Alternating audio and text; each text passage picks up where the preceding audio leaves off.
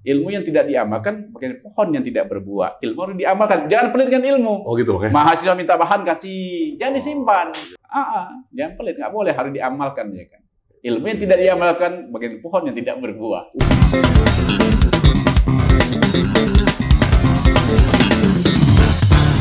Jumpa lagi di Dr. CEO Channel. Salam BHP, bersihkan hati dan pikiran. Optimis, optimis, optimis. Hari ini kita akan berbincang dengan seorang pakar, seorang ahli hukum pidana dari Universitas Sumatera Utara yang gaungnya sudah sampai ke seluruh Indonesia. Bahkan dunia juga memuji salah satu tokoh yang hari ini kita undang, ya. Karena apa? Karena selain dari memiliki keilmuan khusus di bidang hukum pidana, juga memiliki keunikan dengan penampilan yang berbeda. Siapa bintang tamu hari ini? Selamat sore, Dr. Mahmud Mulyadi, sang dokter nyentrik. Selamat sore, salam optimis. Optimis, ya. Aku panggil Bang aja, Bang. Iya, ya. siap. Bang Mahmud Mulyadi, Dr. Mahmud Mulyadi, seorang pakar pidana dari USU. Kita sebutkan aja Universitas Sumatera Utara, Bang, ya. Iya, betul. Karena ada kebanggaan saya juga sebagai Universitas Sumatera Utara. Iya, ya. Walaupun awalnya Bang Mahmud ini S1-nya di Sriwijaya, Bang. Iya, Sriwijaya. Bisa cerita, Bang, tahun berapa di Sriwijaya, baru ke Universitas Sumatera Utara, apa yang membuat Abang ke USU? Silakan, Bang. Iya. Saya masuk di Fakultas Hukum Universitas Sriwijaya atau Unsri itu tahun 93 ya. Ya, Bang. Taman Agustus 98, 2 Juli 98 saya taman. Kemudian setahun kemudian 99, tepatnya Oktober 99 saya melanjutkan S2 di USU. Ya. Kemudian 2001 saya melanjut S3.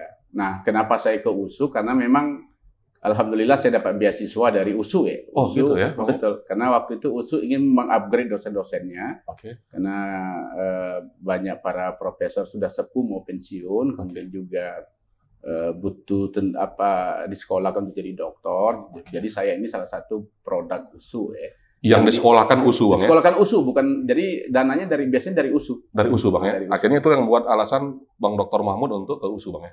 Iya, itu alasannya ke USU, dan akhirnya saya betah di USU, Medan. Ya, di Medan. Nggak ada rencana berkhianat, Bang, dari USU, Bang? USU sudah sangat terlalu baik bagi saya, ya kan? Ya. Sekarang kan siapa sih nggak kenal Dr. Mahmud, kan, gitu, ahli pidana ya. Ada di mana-mana, tapi kecintaan Abang sama USU luar biasa, Bang, ya? Alhamdulillah kita harus membesarkan USU dan saya tetap akan di USU. Oke, ya kita tunggu profesornya. Ya kan gitu ya kan. Amin. USU ini Profesor Mahmud Mulyadi, kita doakan aja ya kan. Amin. Bang Mahmud, ini hukum pidana adalah hukum yang sangat-sangat, kalau kita pengalaman kita sangat-sangat dihindari semua mahasiswa, Bang, sebenarnya kalau pidana ini. Kenapa? Karena harus banyak berpikir secara filosofis, Bang. Kenapa? Satu pasal nggak bisa kita baca saja, tapi kita harus tahu unsur-unsur, Bang. Iya. Jadi nggak bisa letterlate seperti orang-orang awam akhirnya membaca KUHP dan bilang, oh ya ini. Karena kita harus tahu unsur-unsur, Bang, ya. Iya, betul. Kenapa suka, Bang, belajar hukum pidana, Bang?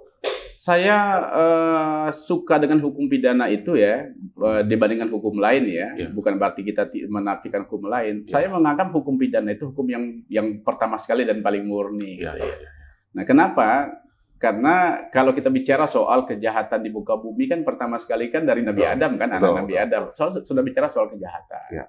Kemudian juga esensi apa ya, kalau saya menilainya kan tidak hanya di muka bumi kejahatan terjadi, bahkan awalnya di surga pun sudah terjadi kejahatan. Iblis tidak mau sujud pada Adam, maka Allah memberikan sanksi delik adat, sebenarnya pidana adat, pengusiran dari kampung halaman. Oh gitu ya? Iya, jadi diusir dari kampung halaman, Bang. Iya, itu salah satu delik adat. Oke. Nah, karena beberapa delik adat kita itu misalnya ada terjadi perzinahan, makanya pelaku diusir dari kampung halaman. Jadi saya melihat esensi hukum pidana itu luar biasa. Nah, itu yang saya bilang tadi, kan pakai filosofis. Membentang dia, membentang secara vertikal dan horizontal. Oke.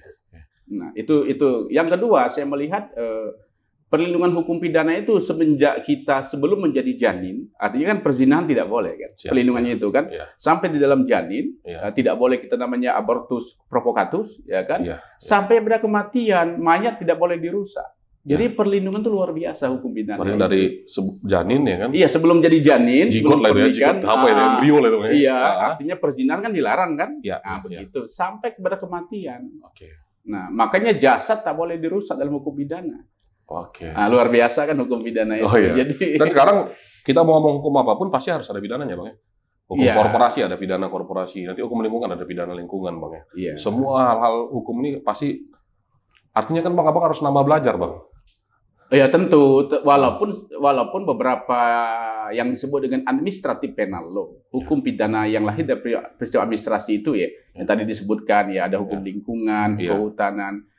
Walaupun sebenarnya pada dasarnya belum tentu dibutuhkan hukum pidana. Kadang sanksi administrasi itu gamang. Oh gitu. Nah, gamang membutuhkan sanksi pidana. Padahal kalau selesai dengan sanksi administrasi tidak perlu hukum pidana. Karena kan Bang lebih efek jerah Bang ya. Selalu bilang kalau di pidana ini harus ada efek jerahnya kan gitu kan. Kalau administrasi nggak ada efek jerah Bang. Ya kadang lebih efektif denda loh daripada sanksi penjara. Oh gitu. Nah kita ini orang pidana tidak terlalu pidana oriented sebenarnya. Dalam hal tertentu gitu. Bahkan dalam salah satu artikel Abang bilang itu ya, kalau kayak gini semua penjara penuh nih kata Bang. Oh iya, kalau semua hukum administrasi itu ada pidana di ujungnya, semua penjara penuh kan.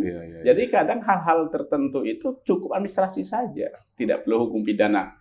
Maksud saya percaya diri adalah hukum administrasi. Oh gitu Bang. Iya. Karena sikit-sikit orang salahkan terus orang pidana itu Bang. Lebih enak sih kita ngomong sama orang pidana, lebih ada efek jerah buat lawan katanya. Kalau kita pengacara yang membela orang, Bang. Nah itu juga karena ada mindset, ya akhirnya balas dendam kan. Nggak selesai. Dengan pidana itu nggak selesai kalau balas dendam. Kita tidak lagi pada balas dendam tujuan pemidanaan itu.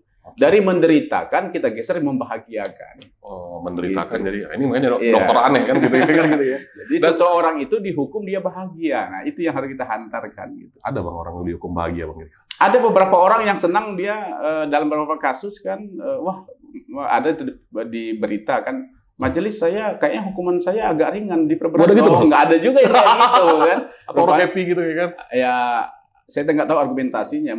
Berarti dia kan merasa bertanggung jawab gitu. Berarti kan secara nggak langsung Bang dia mengakui bahwa dia salah sebenarnya. Hukuman yang harus diterimanya kan harus lebih besar Bang. Sebenarnya kalau para pelaku kejahatan itu memang tidak dikriminalisasi ya. Memang betul dia bersalah, dia divonis dan dia mengakui kan jadi bahagia. Oke. Ya kan orang bahagia itu bukan berarti orang yang tak pernah bersalah tapi menyadari kesalahannya dan mau bertanggung jawab. Itu yang kita hantar pada narapidana sebenarnya. Oh gitu Bang. Iya sebenarnya begitu. Ini edukasi juga ini Opers ya. Ini Bang yang di dalam channel kita ini namanya Opers Bang. Opers ya. Optimistic person. Wes luar biasa. Jadi memang kita ngundang orang-orang muda yang memiliki cara pandang yang berbeda Bang. Kalau yang nggak berbeda nggak masuk ke sini Bang.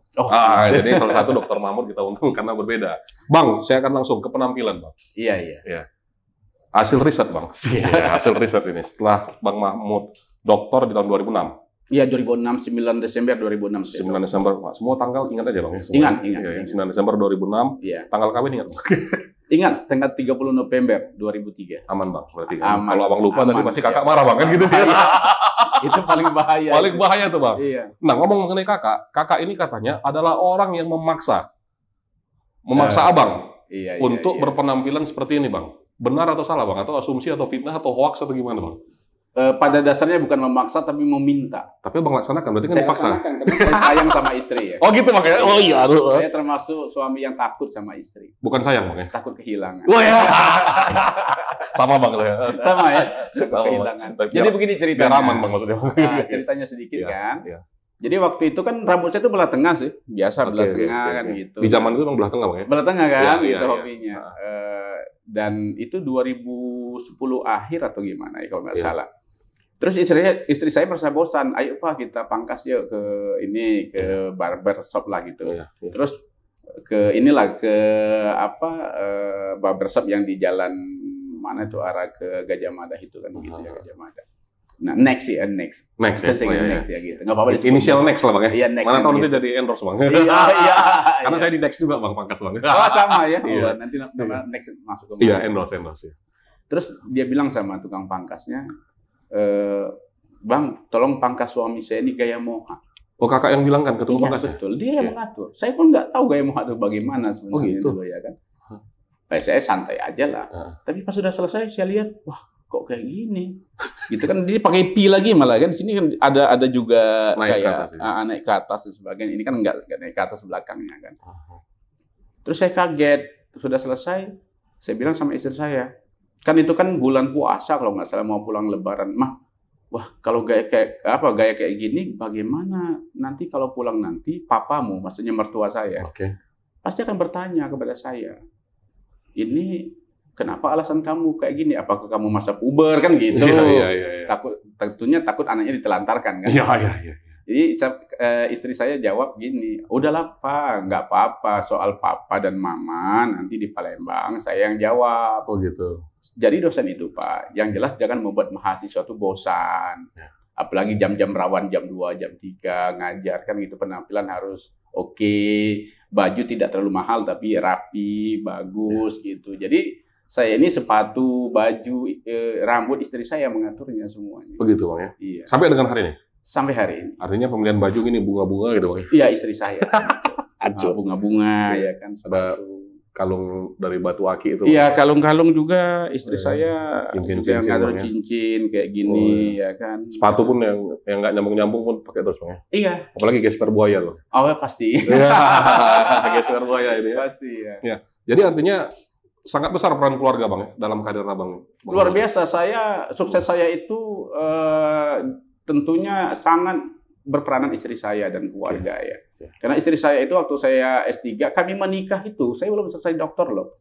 Saya lagi menjalani proses kuliah, mau penelitian, dan dia mau menderita bersama saya. Tapi beasiswa Bang? Iya, beasiswa kan, alhamdulillah dapat beasiswa. Tapi hanya kan untuk kuliah aja Bang ya? Iya, untuk kuliah, penelitian juga kan kita butuh. Tapi nggak bisa cari uang lagi kan, hanya fokus sekolah aja Bang ya? Fokus sekolah, dan kita kan kalau mencari uang juga takutnya nggak fokus kan. Jadi dorong istri saya, dia mau menderita, itu luar biasa. Bahkan dulu waktu saya penelitian itu kan, pernah saya tidak punya uang 3 bulan sama sekali. Oh ya? Jadi gimana Bang? Jadi waktu itu di Palembang saya penelitian, saya bilang sama istri saya, "Ma, tolong minta uang sama Papa, belikan cat, saya ngecat rumah." Ini saya ngecat rumah selama 3 bulan. Sama mertua, saya bikin lemari dari papan-papan. Istri saya juga stres, bagaimana ini Pak? Selesai nggak S3-nya? Saya punya keyakinan saat itu, saya bilang, "Ma, tujuan saya S3 itu, sekolah itu lillahi ta'ala, mau ibadah. Masa kita ibadah Allah akan menghalangi? Kan tidak akan mungkin, tapi butuh kesabaran." Ya akhirnya istri saya itu sering mimpinya itu kami 3 kali beliau mimpi, istri saya mimpi. Waktu saya lagi dokter ya, mimpi selalu kami belayar, kapal pecah, tapi kami sampai ke seberang. Berenang. Kapal pecah. Tapi kami selamat. Kami seberang dengan berenang. Artinya, wah, penderitaan berat, tapi selesai dokternya. Saya yakin itu. Dan akhirnya selesai Bang ya? Alhamdulillah selesai. Dan nggak ada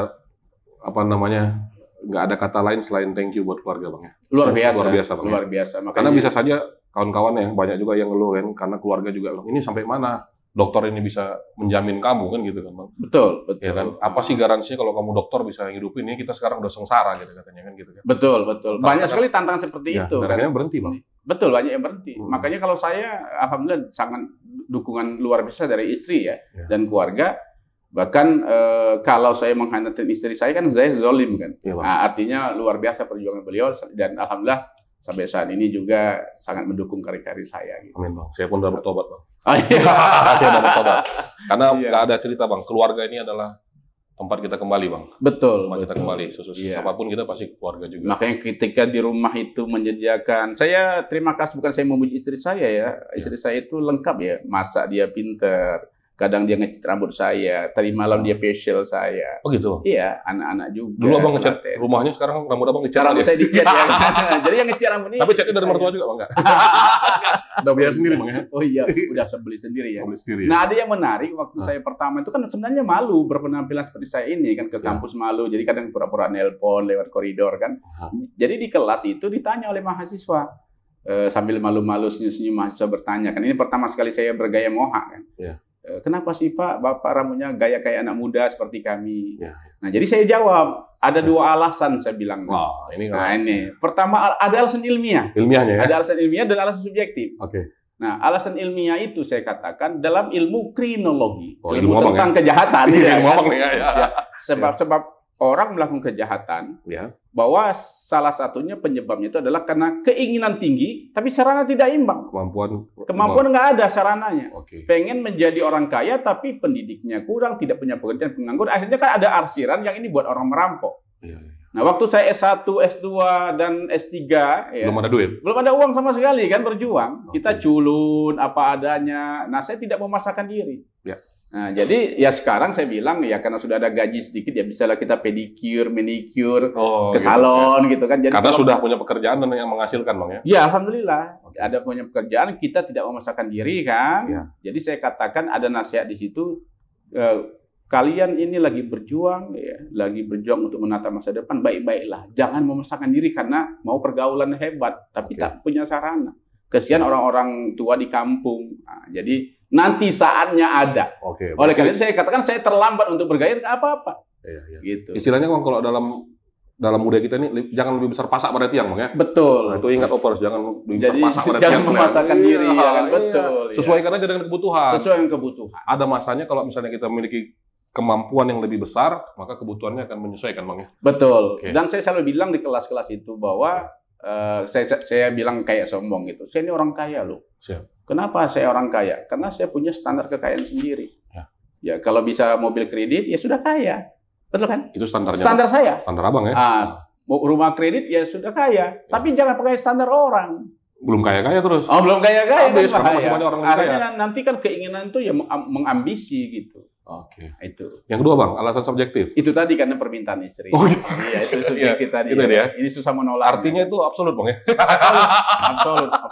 Jadi banyak yang salah terjemah, dikiranya saya ini wah bagaimana istri saya, teman-teman istri saya juga, gimana istrimu kan gitu ya, suamimu. Akhirnya ini kontennya ngajarin kita semua bahwa Dr. Mahmud bergaya begini bukan karena kemauannya kan gitu, karena istrinya.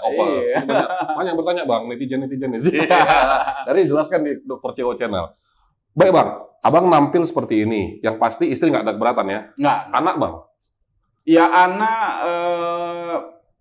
kalau keberatan tidak ya, tetapi kadang waktu saya ngantar ke sekolah gitu, dilihat oleh teman-temannya senyum kan. Terus pas anak pulang ke rumah, dia tanya, Pak tadi teman-teman, terutama anak nomor 2 ya, teman-teman Abang bilang papamu kayak preman gitu ya kan. Gimana premannya kira-kira? Gitu. Yang jawab istri saya. Yeah. Mamanya komen gini, bilang, Bang kalau teman bertanya kayak gitu, papamu tuh memang preman tapi di bidang hukum gitu. Oh iya. Bilang begitu. Yeah. Tapi nggak ada keberatan. Nah yang paling malu itu memang kalau ngantar anak sekolah ya. Katakanlah kalau kita ngantar kan tidak keluar dari mobil ya. Yeah. Nah pas ada ketinggalan barang atau bagi raport ya kan. Iya. Harus muncul. Kan guru-gurunya kan ustadz-ustadznya kan melihat semua gitu. Iya. Jadi bingung ini kok papanya hancur gitu ya kan. Anaknya begini, atau nggak ada niat Bang begitu ke sekolah anak akhirnya sisirnya belah tengah lagi gitu Bang. Saya ingin jadi diri saya. Oke. Nah, diri saya sih. Itu poinnya Bang ya. Artinya, poinnya itu ya. Kalau Bang begini ya begini gitu. Ya begini artinya saya kan konsultasi itu sama istri, rambut kayak gini masih oke nggak menurut Mama? Ya udah Pak, nikmati aja karena kata istri saya ada satu prinsip katanya. Selagi punya rambut bergayalah. Selagi punya rambut bergayalah. Iya, selagi punya rambut bergayalah. Bergayalah. Nanti kalau sudah tua kan rambutnya gugur ya ikhlaskanlah kan. Oh gitu Bang. Oke. Nah, kalau di kampus Bang. Iya. Rektor, dekan misalnya. Itu nggak ada komplain Bang. Ya alhamdulillah selama ini ya mulai zaman rektor Prof. Pasaribu ya. Iya, Saril Pasaribu ya. Saril Pasaribu, kemudian juga Prof. Runtung dan juga sampai sekarang Dr. Muryanto Amin ya alhamdulillah. Nyaman-nyaman aja Bang ya. Ya, tidak ada komplain ya. Tidak ada komplain ya. Saya nggak tahu kalau rektor sekarang mudah-mudahan tidak ada komplain. Saya tidak pernah menyakiti orang kan begitu. Kalau dekan juga begitu ya. Dekan nyaman-nyamannya aja. Bahkan Prof. Budiman waktu itu pernah bilang itu banyak sekali teman-teman yang nanya, kamu kalau pertemuan mana itu dokter yang rambutnya jambul itu, yang moha itu gitu. Dan akhirnya orang mendeskripsikan nama gampang ya Bang ya? Iya gampang. Ahli pidana yang nyentrik, oke Mahmud kan gitu Bang ya kan? Di seluruhnya kan kita mau bilang mau pakai kacamata, orang susah Bang mendeskripsikannya Bang. Iya kan? Tapi nggak termasuk itu juga ya. Nggak termasuk teori Lamroso nih Bang ya.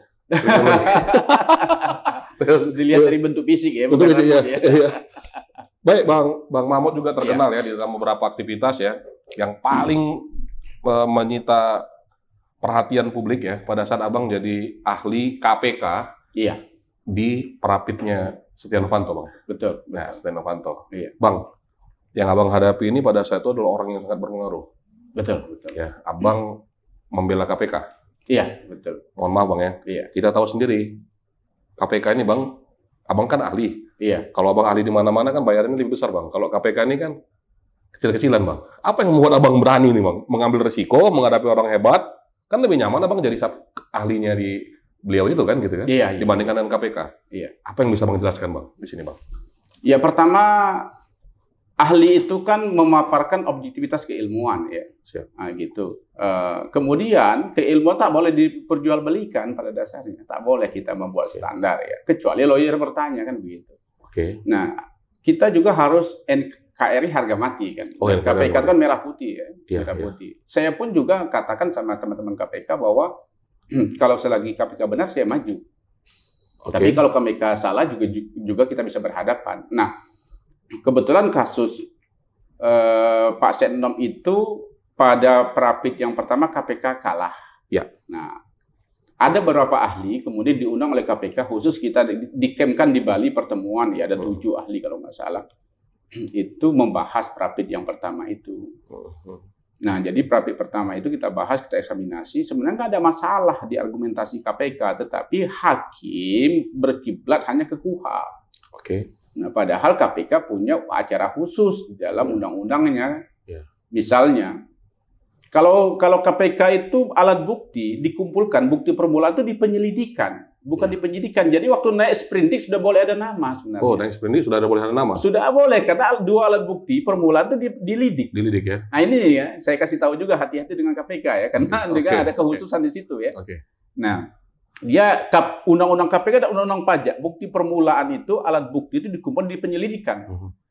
Tetapi kalau kita KUHP, misalnya polisi menggunakan KUHP, alat bukti itu di penyidikan. Jadi dia harus sidik dulu, baru alat bukti dikumpulkan, kan, baru tersangkanya di akhir proses. Nah, jadi waktu kita sidang dari Pak Setnov itu yang kedua, nah pada saat diskusi itu kan majulah Prapit yang kedua, karena Pak Setnov waktu itu jadi tersangka. Nah, KPK minta ahli. Akhirnya terpilihlah Prof. Komaria dari Pajajaran dan saya, ya, presiden saya yang maju saat itu. Memang pertanyaan-pertanyaan sidang terkait KPK itu kan dari lawyernya cukup sulit, ya, cukup sulit dan menguras keilmuan sekali. Tapi itu tantangan kita. Tapi itu kan resiko ahli, Bang, ya? Resiko ahli, sama keilmuan. Misalnya begini, saat itu dikatakan bahwa seseorang itu mau ditetapkan menjadi tersangka, itu harus diperiksa sebagai calon tersangka.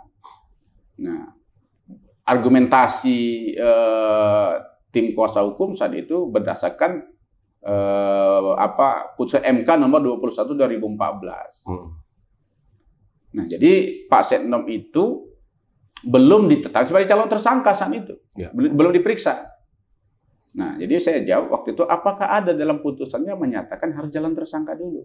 Nah, kita buka putusan itu, kan tidak ada sama sekali. Memang ada argumentasi Profesor Dr. Edi Harit saat itu, pada saat menjelaskan bagaimana menggeser crime control model ke due process of law dalam sistem pidana yang modern. Salah satunya hearing, didengar, dipanggil, dan sebagainya. Tetapi kalau diksi calon tersangka ini kan sulit. Tidak dikenal. Jadi memang tidak ada untuk itu. Maka saat itu alhamdulillah lolosan begitu. Nah, kemudian banyak sih pertanyaan-pertanyaan yang menarik saat itu, termasuk misalnya kenapa harus ketika perkara pokok sudah mulai dilimpahkan, kok Prapitnya harus di-stop? Ya. Pertanyaannya panjang saat itu. Argumentasinya juga saya katakan, karena pertanyaannya panjang, tim kuasa hukum, mohon maaf, jangan dipotong. Saya menjawabnya 15 menit, saya bilang begitu. Kadang ke esensi kan, kok esensi peradilan, lahirnya peradilan, dan lain sebagainya. Jadi harus dari teori pidana dulu, Bang, ya? Ada teori-teorinya. Ya, alhamdulillah berjalan lancar saat itu. Dan akhirnya pada saat itu dimenangkan, Bang, ya, KPK-nya? Iya, dimenangkan. Ya, dikabul. Apa berarti ya penetapan tersangkanya sah ya? Sah, ya. Keren. Akhirnya muncullah Dr. Mahmud Mulyadi di media-media, kan gitu, Bang, ya? Iya, waktu itu begini, kebetulan Yang Mulia Hakim Tunggal, Hakim Kusno memperhatikan betul keterangan kita itu, ya. Jadi pada saat sudah selesai saya ngasih keterangan, waktu salaman sama beliau, dia bilang, kamu pintar sekali, gaya kamu, style kamu anak muda, gaya moha, cuman kamu pintar sekali. Nah itu yang didengar oleh wartawan. Padahal jawaban saya dan bilangnya inilah pakar pidana masa depan Indonesia, kata gitu. Iya, bilangnya begitu ya. Begitu. Tetapi jawaban saya begini, ini yang tidak ditulis oleh wartawan. Saya bilang, yang mulia, saya tidak pintar.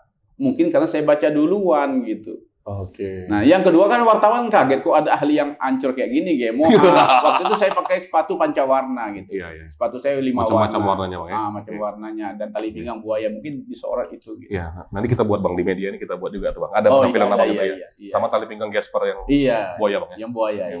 Iya. Oke, Bang pernah juga nampil di ELC, Bang, ya, sama Karni Ilyas gitu ya kan. Iya, sekali ya. Dan kalau untuk, mohon maaf nih, kalau untuk ukuran orang daerah nih, Bang, masuk di ELC itu kebanggaan, Bang, ya. Iya, ELC menjadi kebanggaan ya. Iya, karena kita juga menghadapi Karni Ilyas ya, Bang. Iya. Ditanya apa gitu, kita nggak bisa gantung-gantung ilmunya, Bang, karena beliau tuh ilmunya tinggi, Bang. Iya, betul. Iya, saya berkesempatan ya. Ada persiapan nggak, Bang, gitu? Kira-kira ke sana pasti Abang belajar dulu ya, riset dulu atau apa gimana gitu? Nggak terlalu banyak persiapan karena kasusnya kan kasus pembunuhan yang kemarin PRT itu ya, kasus pembunuhan. Kasusnya tidak terlalu sulit dan bagaimana pencegahannya kan mengukurnya. Ya. Nah, di ILC itu satu sisi memang ILC itu menurut saya bagus sekali ya, tapi sisi lain kadang ini kritikan untuk ILC. Nggak apa-apa kita mengkritik ya. Karena Bang kritik juga pada saat ILC. Betul, saya kritik juga. Saya malah minta dibubarkan. Saya diundang lagi oleh ILC. Untuk kita orangnya tidak terlalu pengen dikenal ya. Memang cita-cita saya tidak ada untuk terkenal, tidak. Kan? Karena di Indonesia ini lebih baik tidak terkenal tapi penghasilan lancar. Tapi Bang visioner, Bang. Akhirnya ILC berubah, Bang. Akhirnya berubah ya? Iya, berubah ya. Itu nggak tahu, nggak ada pengaruh Abang? Nggak ada ya? Kebetulan aja, Bang, ya? Iya, masanya kan mungkin sudah berlalu ya. Karena ILC ini juga menurut saya kadang kasus masih berjalan, sudah ada opini, sehingga seolah-olah peradilan jadi trial by the press kan gitu.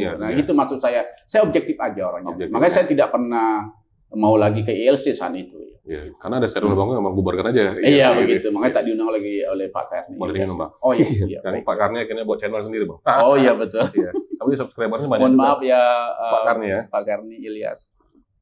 Aduh. Biasalah hidup ini. Iya. Bang, apapun yang Abang ambil resiko, Abang udah pertimbangkan dulu gitu, Bang, ya. Karena kan pasti kalau Abang kasihkan keterangan ahli ada orang yang nggak suka, Bang. Betul. Pasti ada yang nggak suka. Betul. Karena kan Abang pasti tendensius untuk membela. Padahal sebenarnya Abang lagi tegak di tengah kan, Bang? Di tengah, betul. Iya kan, tapi kan orang menganggap bahwa oh ini ahli dari mana? Oh ini ahli dari penyidik misalnya kan, gitu kan. Ini ahli dari ini kan gitu. Pasti kan tendensiusnya begitu, Bang, ya. Betul. Nah, kayak mana cara Abang bisa men-treatment risiko-risiko itu, Bang? Nyawa lo, Bang, taruhannya. Pertama sekali kasus Setnov itu kan saya tidak dapat pengawalan dari KPK ya. Artinya kita sama tim hukum saja ya. Ini mungkin jadi pelajaran juga ya. Kita menghadapi orang besar, bukannya kita mau menuduh, tidak. Kita harus prevention saja kan begitu. Jadi saya waktu itu mapping di pengadilan itu, ya siapa tahu ada kelompok-kelompok tertentu. Terus saya datangkan 5 orang teman saya. Dan saya cek siapa Kapolres Jakarta Selatan. Rupanya waktu itu Jenderal Mardia sekarang ya. Jenderal Mardia, teman Bapak juga kan. Jadi waktu itu saya ada nomor kontak Pak Jenderal Mardias waktu jadi Kapolres. Saya bilang tolong kirim pasukan kawal pengawalan. Berarti aman lah, Bang, kalau gitu, Bang. Dari kawal Bang Mardias kan gitu. Oke lah, kata Bang Mardias, nanti saya kirim gitu. Terima kasih untuk Jenderal Mardias waktu itu ya kan. Jadi kita kan butuh kenyamanan. Banyak pengalaman soal itu. Memang ahli ini kadang dianggap kita walaupun kita posisi kita objektif benar ya, kadang menyerang orang menurut mereka kan begitu. Kadang sidang ada juga sidang misalnya di suatu daerah itu lawyer, saya kan dari lawyer ya waktu itu. Saya itu begini prinsipnya, kalau terdakwa terzolimi, ya saya ukur dengan keterangan ahli dan argumentasi, saya mau maju. Tapi kalau terdakwa itu memang bersalah dan bertanggung jawab, saya tidak mau. Oh gitu. Itu sudah harga mati. Jadi saya aman. Itu prinsip, Bang, ya? Prinsip. Jadi waktu sidang di suatu tempat, misalnya 2 lawyer hang. Iya, saya tanya juga di sini kira-kira banyak main apanya di sini, gaib atau fisik. Saya kan kadang kita ngeri juga tiba-tiba di kamar kita ada ular. Bukan, ada bungkusan, narkoba misalnya. Karena kita kan harus prevention kan. Gitu, Bang, ya? Iya, jebakan misalnya. Karena kita tidak tahu ya. Tapi dibilang lawyernya, wah di sini banyak main halus, Pak. Oh, saya bilang nggak apa-apa. Kenapa, Pak? Bapak tidak takut? Kalau halus kita bertuhan, saya bilang. Iya, jadi ya kita berdoa lah.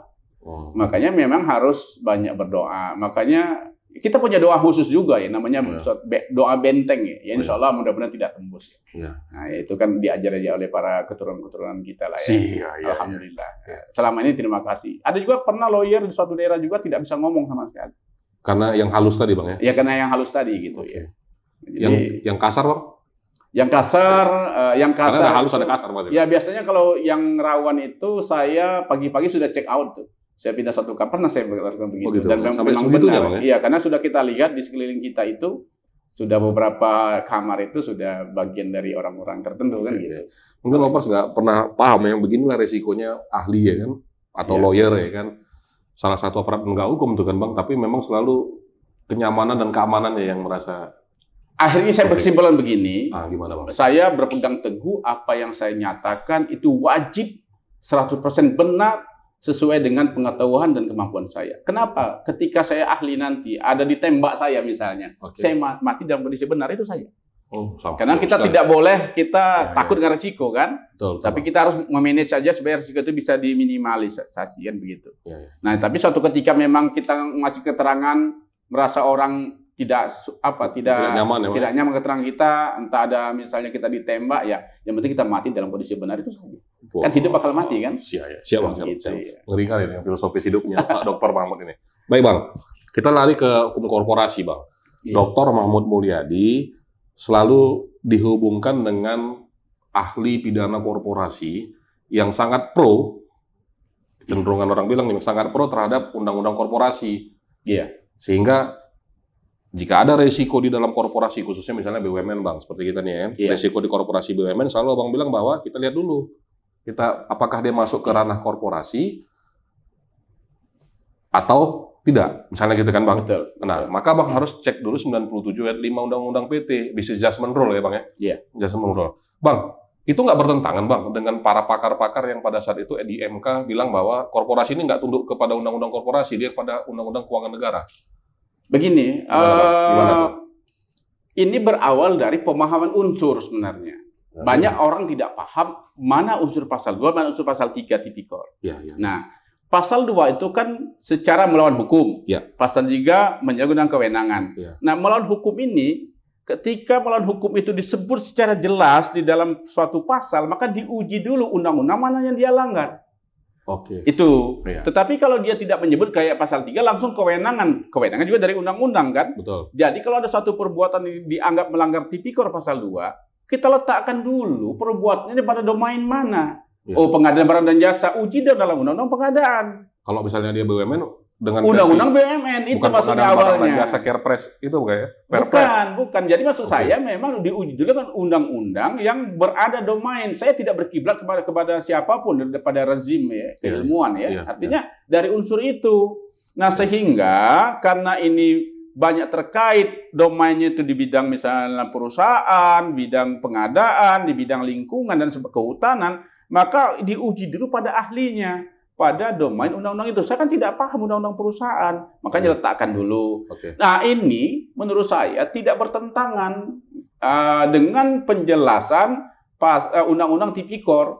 Undang 3199. Kan ada penjelasannya di situ bahwa kekayaan negara itu adalah segala kekayaan negara yang baik dipisahkan tidak dipisahkan, termasuk kekayaan negara yang dalam penguasaan, pertanggungjawaban, dan katakanlah pengelolaan.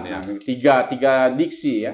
Nah, penguasaan, pertanggungjawaban, dan pengurusan ini kan bukan diksi dalam hukum pidana. Hukum korporasi. Hukum korporasi dong. Makanya sudah tepat putusan MK yang 62 tahun 2013. Justru sudah tepat. Sudah tepat. MK menyatakan bahwa memang betul kekayaan BUMN itu adalah bagian dari keuangan negara, tetapi tidak tunduk pada government judgment rules, tapi tunduk pada business judgment rules. Sudah tepat. Sudah tepat. Nah, banyak orang yang menyalahartikan Bang ya, bahwa dibilangnya pada saat itu ya udah tunduk pada keuangan negara. Iya, tidak ngerti dia. Orang kan tidak mengerti sama sekali, seolah-olah ditarik ke tipikor. Jadi maksudnya begini, ketika BUMN itu melakukan satu proyek, kan undang-undang perusahaan harus diukur di situ. Betul. Tidak masuk logika hukum. Negara kita ingin mesediakan masyarakat dengan membentuk badan usaha. Pengen dia berusaha. Dia buat filosofisnya gitu Bang ya. Filosofisnya begitu. Membentuk badan usaha. Nah, badan usahanya nama usaha bisa rugi, bisa untung. Jadi kalau satu proyek untung, negara pun senang, kita semua senang. Satu proyek Rugi? rugi, dipenjarakan kan tidak boleh, dianggap tipikor. Kan tidak masuk logika hukum. Lagi pula, seharusnya orang hukum ekonomi itu harus buat parameter. Orang Han sama hukum ekonomi ini terkait ya. Orang administrasi Bang ya? Hukum administrasi dan ini harus satu kesepakatan. Kapan yang dimaksud dengan cara penyertaan negara itu? Apakah dengan sistem saham? Ya. Kan ada pertanggungjawaban setahun sekali. Betul. Nah, jadi maksud saya bahwa ini parameternya betul-betul di Han dan orang hukum ekonomi. Ya. Nah, terjadinya simpang siur ini kan bukan orang pidana. Ya. Karena rezim hukum ekonomi juga kan berdebat soal ini. Ya, memang Bang. Kan begitu kan? Ya, jadi jangan salahkan orang hukum pidana. Makanya saya mengatakan dengan parameter itu, pengelolaannya itu kapan uang negara? Setahu saya ya. Tolong koreksi, saya bukan orang hukum ekonomi. Kalau sistem saham kan setahun sekali dicek. Nggak, sistem saham juga setahun sekali Bang, RUPS kan? Ada RUPS kan?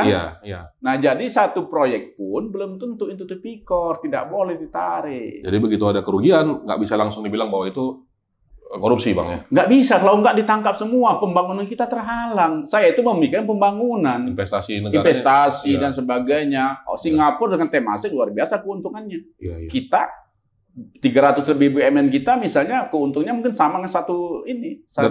Dan pendapat Abang itu udah Abang uji ya di beberapa peradilan Bang ya? Untuk membela BUMN Bang ya? Iya, misalnya di kasus Pertamina ya. Walaupun hukum tingkat pertama kan dikasasi kan dikatakan itu bisnis as usual Bang ya. Gitu. Dan itu juga menjadi pembaharuan buat semua mahasiswa Bang ya. Akhirnya semua belajar mengenai bahwa itu resiko bisnis. Resiko bisnis, makanya saya katakan pada orang hukum ekonomi, buatlah konsorsium untuk menegaskan itu. Jangan sampai tidak ada kepastian hukum. Kalau orang hukum pidana kan menunggu parameter. Betul. Ukurannya di situ, karena itu bukan domain kami. Iya. Karena saya katakan tadi, di unsur perbuatan melawan hukum di pasal 2 itu diuji undang-undang mana yang dilanggar.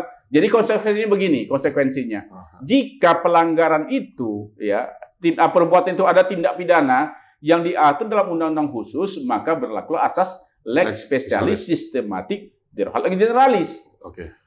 Ditarik kan gitu. Misalnya ini penyuapan dalam kategori untuk kredit. Oke. Kan diatur di pasal 49 Undang-Undang Perbankan. Yang berlaku itu Undang-Undang Perbankan, bukan tipikor. Karena ada asas ini. Oke. Walaupun para jaksa tidak setuju ini, saya tahu ya. Oh gitu Bang. Tidak setuju. Mungkin aparat juga tidak setuju. Tapi karena ada asas itu. Saya berpegang teguh dengan asas. Artinya lex spesialis sistematik itu yang sistematik, perbuatannya diatur, pertanggungjawaban diatur. Makanya tipikor dianggap menjadi lex generalis. Asas ini kan itu satu. Yang kedua, kalau tidak ada pengaturan tindak pidana khusus, maka diuji di wilayah mana pelanggarannya. Misalnya pengadaan barang dan jasa, kita lihat dulu ada nggak pelanggaran undang-undang pengadaan barang dan jasa atau bidang hukum korporasi, lihat dulu. Pidana tidak boleh langsung masuk. Nah, kalau ada penyelesaian cara administrasi, misalnya ada temuan 2 miliar, kata sanksi administrasi kembalikan sampai Desember 2022. Sampai Desember tak boleh masuk hukum pidana. Oh gitu. Karena kalau sudah dikembalikan, tidak ada kerugian, selesai hukum administrasi.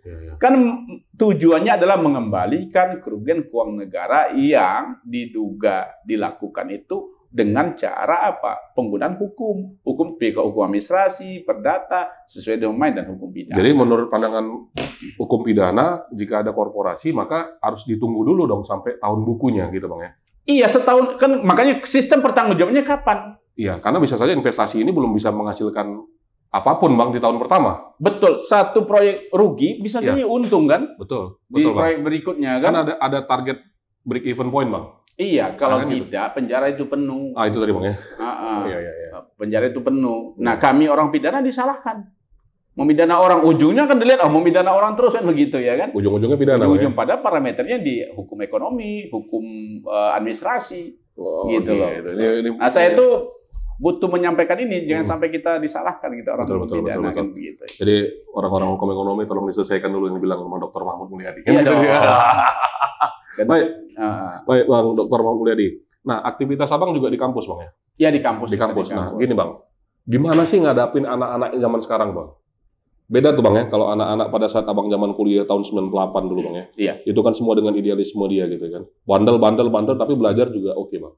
Iya. Anak-anak yang sekarang ini Bang kan lebih cenderung kan nggak pedulian Bang dengan pendidikan ini kan gitu ya. Kalau saya melihatnya seperti itu sih. Kadang-kadang begini, semuanya gampang Bang. Iya. Kalau zaman dulu kita kan dosen menjelaskan kita nulis Bang. Kalau sekarang kan dengan zaman teknologi, dosen menjelaskan dia ngerekam, Bang. Iya. Dia nggak nulis, kan gitu dia. Iya. Apa ada perbedaan paradigma apa, Bang, dengan zaman dulu dengan zaman sekarang? Kira-kira menurut Abang gimana? Sebenarnya kalau kepedulian mereka untuk belajar tetap tinggi ya. Okay. Kalau saya melihat tetap tinggi. Karena pendekatan kita pun kan pendekatan kita ya dengan mereka itu kan kita membangun relasi, berteman dan sebagainya kan. Yeah. Jadi tinggal caranya. Memang ada pengaruh juga kuliah-kuliah online itu ya. Okay. Tapi kan tergantung dengan dosennya. Memberikan misalnya soal itu kan tidak mungkin sebutkan dan sebagainya. Tapi kan ke kasus. Yeah.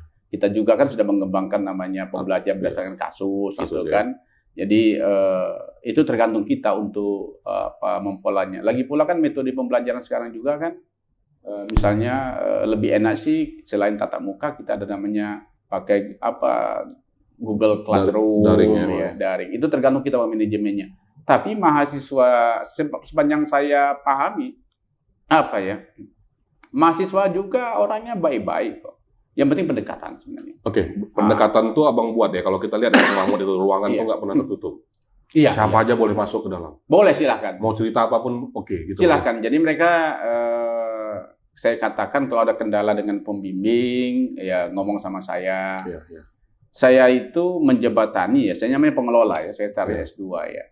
Ada kendala itu kalau misalnya pembimbingnya tidak jawab WA atau telepon. Tapi kalau soal materi, Abang jawab WA Bang ya?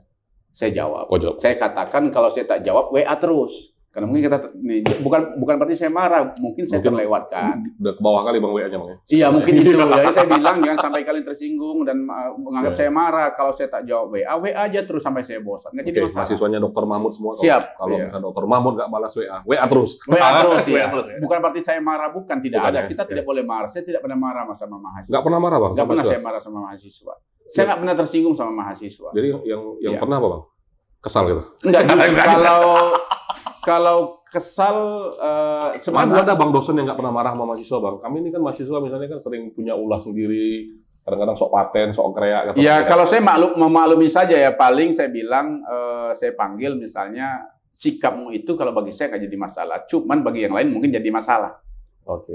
Gitu ya kan. Bahkan jadi pelajaran buat dia akhirnya Bang ya? Iya, jadi pelajaran karena mengenal orang itu masing-masing, dengan dosen juga harus mengenal itu pribadi masing-masing. Oke.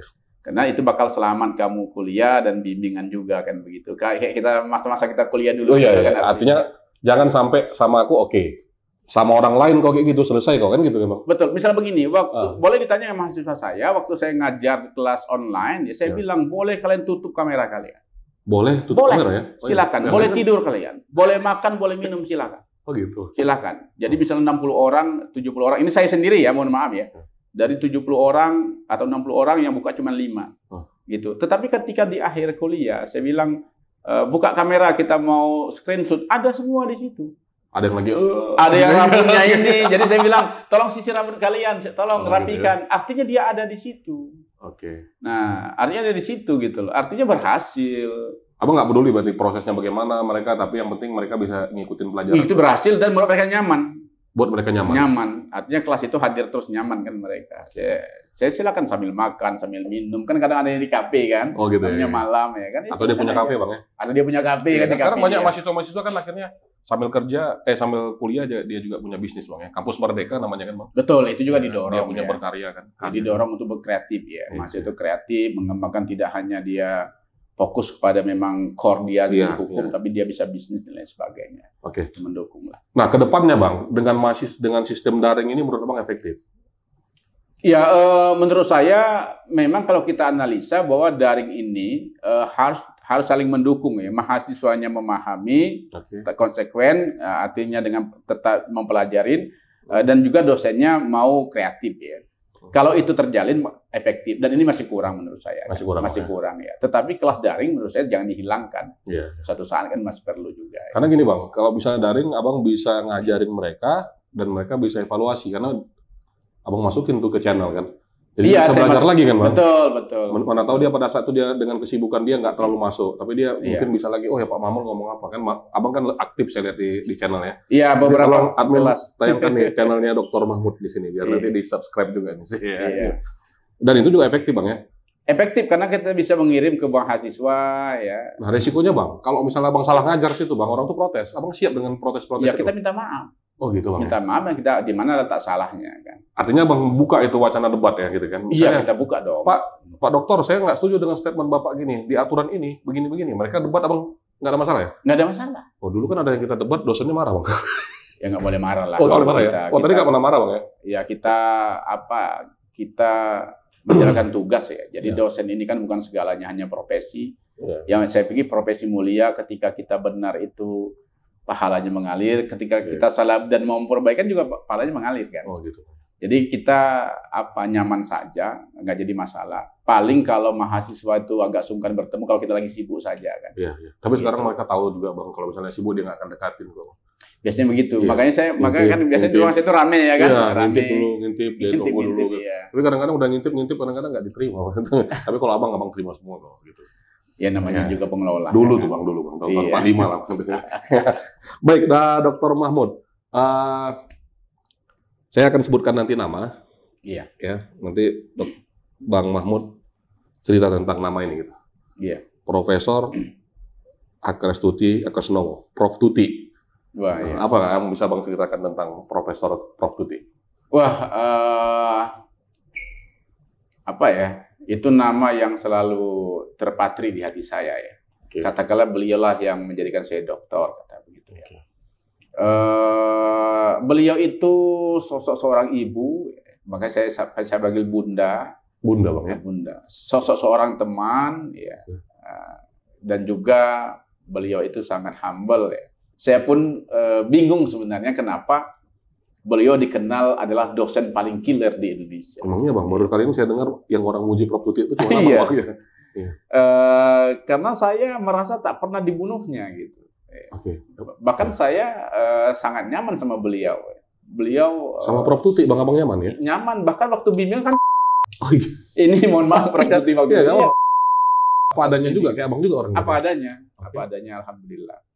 Karena memang Prof Tuti itu sangat disiplin dengan keilmuan. Jadi kalau dokter yang punya kesempatan beliau mau jadi dokter, saya sarankan beliau lah jadi promotornya. Karena keilmuannya luar biasa. Memang begini, waktu saya mau ngambil promotor, saya mintakan ngotot beliau. Nah, walaupun di S2, beliau itu pembimbing saya. Maka saya tahu persis beliau itu. Oh, pembimbing salah juga, satu pembimbing ya. Oke. Nah, pernah beliau mengirim buku dari Jakarta, 1 kardus untuk kami ya di Medan. Luar biasa kan? Artinya mengirim buku-buku baru, buku-buku yang tidak ada di Medan ya kita dikirimkan terus kita fotokopi dan kita kembalikan lagi. Itu tapi luar biasa beliau mau ada niat untuk itu kan gitu. Iya, luar biasa kan. Nah, akhirnya saya tertarik tetap promotor itu waktu S3 beliau. Nah, beliau bertanya saat itu kepada saya. Oke. Mahmud katanya. Saya ingat persis itu. Kenapa kamu ngotot sekali saya jadi promotormu? Saya ini dosen killer loh. Promotor tuh nyawa loh Bang. Nyawa. Ada apa-apa hancur Bang. Betul. Ya, itu gitu. Okay. Jadi dia bilang saya ini dikenal killer.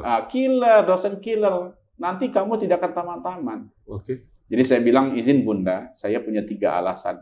Pertama saya mau belajar Bunda.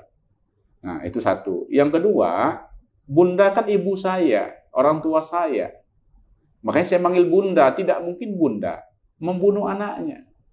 Nah, yang ketiga saya tahu nih, yang Bunda bunuh. Ada yang Bunda bunuh, saya bilang. Apa katanya? Yang Bunda bunuh itu kebodohan. Tolong bunuh kebodohan saya bilang begitu. Belum dokter udah filosofis tuh. Gitu kan.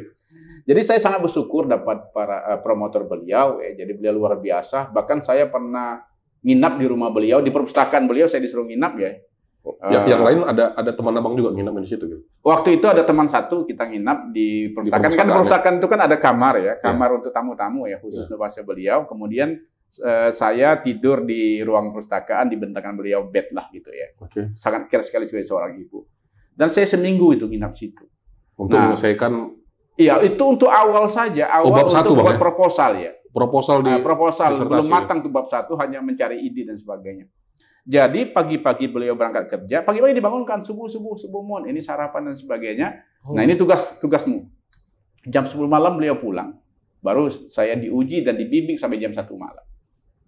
Luar biasa. Ada wifi, ada dokumen, data-data itu di situ semua bang, di perpustakaan itu gitu. Saat itu kita kan masih tahun 2004. Belum memang ya. 2003 ya. Tahun 2003 itu. 2003 ada Google bang. 2003 Google ada, tapi Nah, masih ini kan masih, masih ya, ini 2003 awal. Artinya 1 minggu itu abang full untuk menyelesaikan persiapan untuk proposal gitu? Full untuk persiapan Full, proposal. ya? Dan itu dibimbing profesor? Dibimbing oleh Profesor Tuti. Makanya saya waktu itu menuntaskan arah pasapa pemidanaan ya, mulai dari siapa tokoh, tahun. Makanya saya tahu dari retributif, deterrent, sampai restoratif justice. Itu karena di situ saya luar biasa mendapat kesempatan bimbing beliau dan tidak bisa menyebutkannya betapa luar biasa beliau itu di hati. Kan. Dan memang saya selain Prof. Tuti, saya juga dapat para pembimbing co-promotor yang luar biasa. Profesor Dr. Usman Peli. Itu luar biasa sekali. Ya. Keilmuan dari sisi antropolog. Ya. Kemudian waktu mau bimbingan, saya pernah telepon beliau, izin Prof mau bimbingan. Wah saya lagi ada kerjaan di kantor gubernur, waktu itu staf dari gubernur kan. Kamu datang ke rumah saya jam setengah 10 malam ya. Kita sampai jam 10 malam saya datang ke rumah, dibimbing dan sebagainya. Nah, itu luar biasa. Satu lagi Prof. Dr. Alfi Sahrin. Nah, ini guru sekaligus abang ya. Banyak sekali dipinjami buku, dimotivasi, diperhatikan. Jadi, saya sangat beruntung sekali dapat. Oke, Bang, itu sekarang masih bisa nggak Bang berlakukan gitu? Oh, kok datang ke rumah saya jam 10 malam? Jangan-jangan abang sendiri udah tidur kan, Bang? Iya, saya akhirnya harus juga manut ya dengan para panutan itu ya. Makanya ada juga mahasiswa saya yang minta nginap di rumah saya. Jadi mereka nginap di atas nginap, silakan datang. Ditagih uang kos nggak? Ada buku-buku silakan ya kan. Jadi lebih enak sih karena prinsipnya kalau komunikasi antara mahasiswa sama pembimbing lancar itu mendorong mereka cepat selesai. Oke. Bang, Prof. Tuti itu pesannya apa Bang yang nggak bisa Bang lupakan sampai sekarang? Pasti ada dong pesan-pesannya Bang. Sampai sekarang beliau tahunnya saya kan sering jadi ahli kan. Waktu kemarin KPK Prodi Kemalin beliau mendorong saya jadi komisioner KPK kan. Jadi saya bilang izin Bunda saya di kampus aja dulu. Kenapa ya kamu jadi ahli aja kan begitu? Tidak Bunda, saya bilang mungkin belum saatnya. Jadi pesan beliau itu tetaplah menjadi orang yang benar, netral, lurus ya keilmuan. Jadi sampai hari ini masih dimonitor beliau juga Bang? Beliau selalu monitor terus ya, walaupun saya jarang komunikasi intens sama beliau, tetapi sangat monitor terus dari teman-teman. Mungkin ketemu pada saat itu Bang, paguyuban apa? Perkumpulan pidana gitu? Iya, ada dengan Mahupiki selalu jumpa. Itu Bang ya. Beliau juga kan orang yang sibuk, tidak harus kita intens nimbrung sama beliau, tapi dengan kehadiran kita jarak jauh dengan memandang beliau kan sudah sangat senang hati kita. Luar biasa.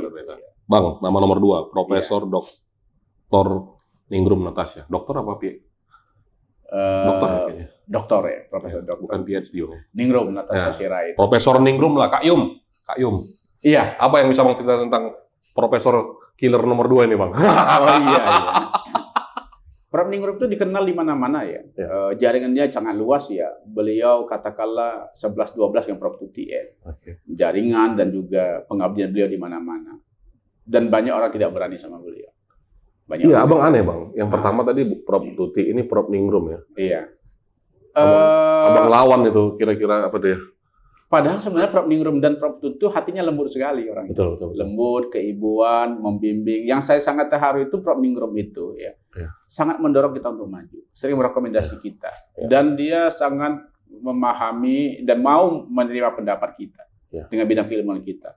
Makanya saya sampai sekarang alhamdulillah dengan Prof. Ningrum itu dia sebagai kakak ya.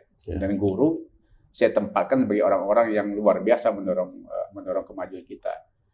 Jadi kenapa orang menganggap Prof. Tuti dan Prof. Ningrum itu killer? Menurut saya itu tidak bisa memahami pribadinya. Kita perlu memahami pribadi masing-masing. Karena perlu juga kita kapan saatnya kita masuk, kapan saatnya kita tidak masuk. Betul. Begitu. Artinya ada posisinya Bang ya? Ada posisi masing-masing. Saya dengan Prof. Tuti itu aja ada cara nelpon waktu saya bimbingan. Oh gitu Bang? Iya. Kalau saya telepon begini misalnya. Dari cara nelpon saya perhatikan. Karena ini ilmu psikologi kan. Kalau saya telepon Prof. Tuti misalnya. Assalamualaikum Bunda. Iya. Ada apa Mun? Nah itu hentikan, dia sibuk. Udah sibuk dia? Saya jawab, enggak Bunda, saya kangen aja. Makasih ya Bunda, titik. Nah itu, hentikan. Tapi kalau saya nelpon misalnya, Assalamualaikum Bunda, anak saya dari Medan, nah itu 2 jam oleh. Kosong ya? Dan dia nggak sibuk, kita butuh itu. Sama yang Prof. Ningrum. Prof. Ningrum itu orangnya lembut. Apa kau katanya gitu? Apa kau? Nah, Prof. Ningrum itu, kalau dia marah berarti sayang. Kalau dia baru gawat Bang? Dia baru gawat. Betul Bang. Makanya saya kadang kadang dengan dia itu kan rindu, kadang ini juga, kadang apa istilahnya, kadang seolah-olah bertentangan, tapi kita kan satu visi. Jadi dua orang ini luar biasa dalam membangun karir saya. Saya ngerasa juga kalau Prof. Ningrum dia ngotot pada saat saya ambil doktor, dibilang bahwa harus ini jurnal internasional. Di semester 1 kita dikejar terus, Bang. Betul. Ternyata visioner, Bang. Betul. Kita selesai di semester 1 dengan jurnal-jurnalnya supaya kita nggak terhambat pada saat promosi. Betul. Itu luar biasa. Jadi nggak bisa saya lupakan nih Prof. Ningrum ini karena dia bisa. Awalnya kita kan komplain, Bang. Apa sih ini? Kuliah aja belum gitu ya kan? Ini kok bisa harus conference internasional di sini, jurnal ini dulu. Ternyata ya, makanya saya bilang kadang-kadang betul Abang bilang harus kita kenali, Bang ya. Harus dikenali. Dan S3 sekarang kan beliau ketua program ini kan beruntung, diawasi betul, dibina, diarahkan, mulai dari jurnal kan sampai akhirnya kan. Dan memang kita sepakat killer, Bang ya, tapi dia killer pembodohan dan kemalasan, Bang. Iya. Kan gitu, Bang. Bukan killer terhadap orang. Bukan, gitu ya. Bukan membunuh orangnya. Ya, membunuh, kebodohan dan kemalasan. Makanya kita santai aja. Memang kalau kita bodoh ya, memang bodoh ya kita belajar kan. Kalau enggak ngapain belajar? Ya dimarah ya dia silakan. Memang wajar guru kita marah kan. Gitu. Makanya kita juga introspeksi diri gitu. Betul. Tapi kalau bagi yang mau kuliah, mau cepat tamat, pragmatis, mau jadi dokter ya nggak bisa kayak gitu. Betul. Punya kualitas, Bang ya. Harus berkualitas dong. Iya. Dokter Ceo versus dokter nyentrik. Yang ketiga, Bang, ini yang terakhir, Bang. Almarhum Profesor Dr. Bismar Nasution. Wah, ini tokoh yang saya gimana, tentunya Bang? Tidak bisa melupakan jasa baik Prof. Bismar ya. Beliau guru, abang, selalu ngajak diskusi, kemudian juga beliau selalu merekomendasi kita ya. Dengan jaringan-jaringannya, Bang. Jaring-jaringan beliau, saya diajak untuk beberapa kali event beliau kan gitu.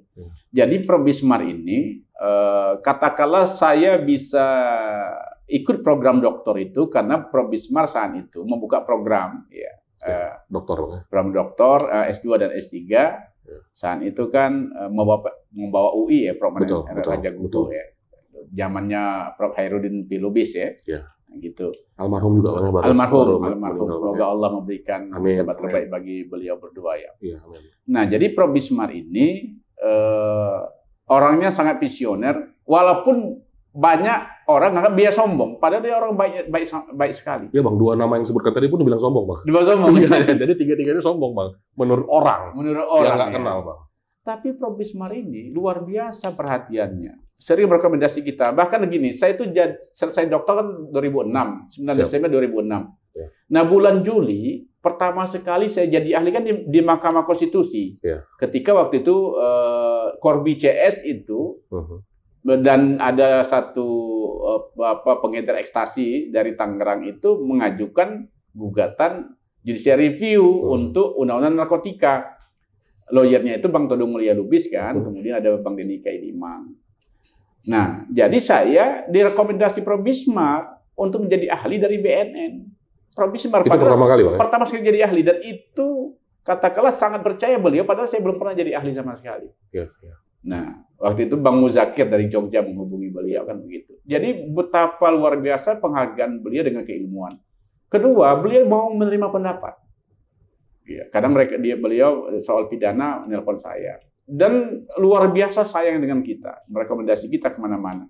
Dia pernah bilang begini kan, Mut, saya ini banyak dibilang orang saya sombong. Menurut kamu gimana, Mut?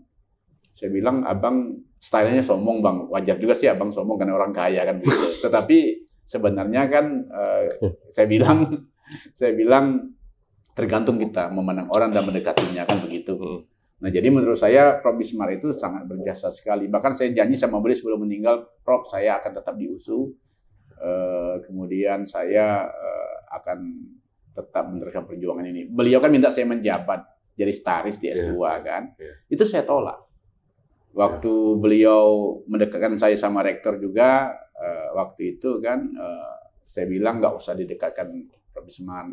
Biarlah saya di luar saja berkiprah kan begitu. Dan setelah beliau meninggal, abang akhirnya?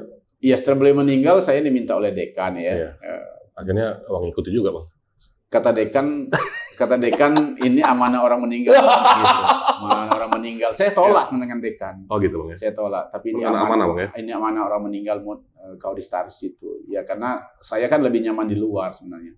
Tapi secara duduk begini kan saya mengelola pasca itu tujuannya adalah rasa berterima kasih dengan Allah Subhanahu Wa Taala dan usul yang menjadikan saya seperti ini. Makanya kita nothing tulus kan. Oke. Apa yang kita lakukan demi kebaikan semua. Keren. Ini filosofi hidupnya Bang Mahmud Mulyadi ini sangat keren ya gitu. Bang, yang terakhir Bang, pesan-pesan Abang lah. Abang kan ahli hukum juga di PTPN 3 Bang, salah satu BUMN perkebunan Bang. Iya. Banyak anak-anak muda sekarang Bang, yang ada berkarir di PTPN 3. Iya. Bang Mahmud juga kan nggak muda-muda kali sih Bang, tapi kalau muda itu kan dua Bang, satu secara biologis ya. Iya, kedua, iya. Yang kedua spirit Bang. Iya. Kalau Abang biologis sudah lah Bang, nggak muda lagi ya Bang. Iya, betul. Tapi spirit Bang. Iya. Spirit Abang tetap terus muda ya, gayanya seperti ini terus. Saya aja Bang nggak pede pakai mohawk Bang. Ya, saya mau malah menua-nuakan diri saya kan gitu kan. Abang malah muda-muda kan. Apa kira-kira pesan Abang sama anak-anak muda, milenial di PTPN yang kerja di PTPN Bang? Ini kan perusahaan negara. Kira-kira pesan Abang? Baik. Ada satu yang tak bisa kita beli ya, dan kita ulang adalah waktu ya. Waktu. Kemudian berdasarkan hal itu, maka kita harus memanfaatkan waktu. Nah, selagi kita muda bisa berkarya, maka kita, menurut saya, kita mulai harus ya, menegaskan diri kita untuk kreatif, ya, berilmu, berintelektual, sehingga ini akan menunjang pekerjaan dan konsistensi. Ya. Saya pikir dimanapun kita berada, ketika kita mempunyai kualitas, maka kita akan diperhatikan. Tidak perlu kita menjabat sebenarnya. Tetapi kalau kita memang punya kualitas di bidang kita, pengembangan diri kita, maka itu akan dibutuhkan. Karena lebih baik kita punya kualitas di bidang kita, tidak terjebak pada gerbong-gerbong.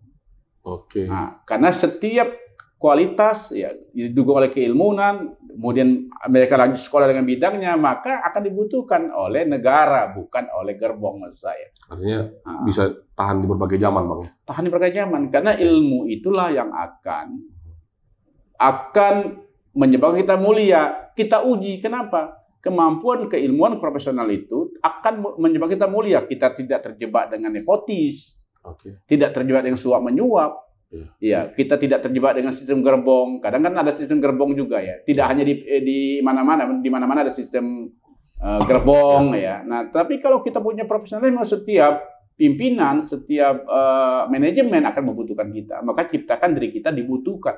Itu menurut saya dibutuhkan.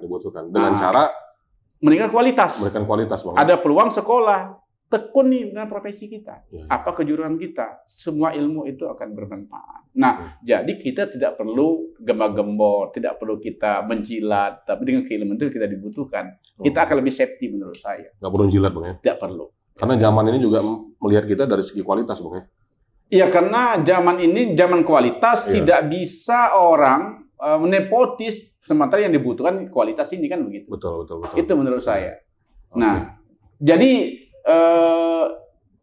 menurut saya kan dimanapun dalam kehidupan kita hari ini kan lebih banyak feodalisme. Betul. Nah, feodal itu kan naik pangkat suap dengan penyuapan, kasih wanita. Nah, kadang pada umumnya Bang. Pada umumnya kan sifat feodal begitu ya. Sifat feodal begitu ya. Dan kadang kan istri berpengaruh. Istri komandan misalnya, istri bos berpengaruh. Ini kan ciri feodal sebenarnya ya. Nah, ini kan diretas dengan apa? Keilmuan, kemampuan. Iya. Jadi pesan Abang bagi kami milenial, gali ilmu apa gali terus ya. Ada peluang sekolah-sekolah tinggal kualitas. Berarti PTPN 3 nyekolahkan. Makanya saya tidak pernah mau kenal sama pejabat kan. Saya pernah mau. Iya, tidak ada pejabat kenal sama saya. Sebenarnya kenal dekat dan sebagainya. Nah, gitu ya. Kalau pejabat bermasalah datang ke saya untuk menganalisa kasus. Makanya berisi, ngapain kita datang ke pejabat kan? Enggak perlu. Betul, Dan saya tidak perlu juga harus mengenalkan sama pejabat. Enggak penting, Bang. Enggak penting. Yang penting saya bekerja sesuai keilmuan, kalau ada bermasalah datang kan begitu. Gitu. Kan begitu, jadi lebih enak kan? Iya. Betul nggak? Betul. Jadi ilmu itu sebenarnya Bang ya, ilmu itu yang nggak pernah pudar Bang ya, di segala masa, segala zaman. Betul, makanya kalau kita kembali ke agama Islam, saya. Sekarang Bang, tausiah aja Bang. Tausiah sedikit lah ya kan, bahwa ya dalam satu hadis, kalau tidak salah, bahwa barang siapa ingin bahagia di dunia, maka sarananya ilmu. Bahagia di akhirat sarannya ilmu. Kalau mau bahagia kedua-duanya ilmu. Kesimpulannya ilmu. Ilmu itu kan profesi masing-masing. Berarti Abang banyak pahala Bang yang ngasih ilmu sama orang Bang. Mengalir terus, mengalir terus. Iya ya. Makanya saya katakan saya jadi ahli juga di pengajian. Saya kata saya dapat 2 poin. Pertama saya dapat honor dan alhamdulillah halal karena saya menyatakan apa yang benar. Kedua saya dapat pahala. Saya tidak pernah mau mau membela yang salah. Ya. Artinya saya ukur persis dengan kemampuan saya. Jadi ilmu itulah membawa kita bahagia dunia dan akhirat. Kemudian ada satu pepatah bahasa Arab mengatakan al ilmu bila amalin kasajarah bila samalin. Ilmu yang tidak diamalkan bagian pohon yang tidak berbuah. Ilmu harus diamalkan. Jangan pelit dengan ilmu. Oh gitu Bang. Mahasiswa minta bahan kasih, jangan disimpan. Gitu ya. Jangan pelit, nggak boleh, harus diamalkan ya kan. Ilmu yang tidak diamalkan bagian pohon yang tidak berbuah. Kan begitu. Tapi ada juga pohon yang nggak berbuah Bang. Tapi dia hanya melindungi saja. Tapi kalau buahnya bisa dinikmati kan begitu. Oh iya. Menikmati lebih lengkap. Baik, mantap. Intinya milenial di BUMN ya, di PTPN semuanya ayo tingkatkan ilmu kita.